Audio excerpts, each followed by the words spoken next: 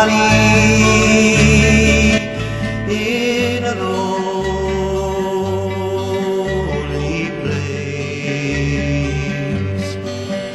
where the wild birds all whistle and their notes do increase. Farewell, pretty Saro, I must bid you adieu, but I'll dream of pretty Saro wherever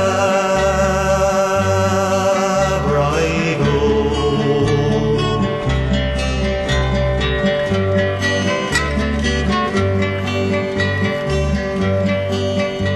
My love, she won't have me, and I understand. She wants a rich merchant, and I have no land. I cannot maintain her, I've no silver or gold, can't buy her all the nice things that a big house will hold.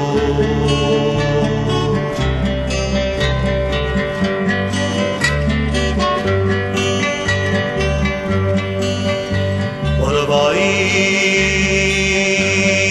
were a merchant and could write a fine hand, I'd write my true love a letter that she'd understand. I'd write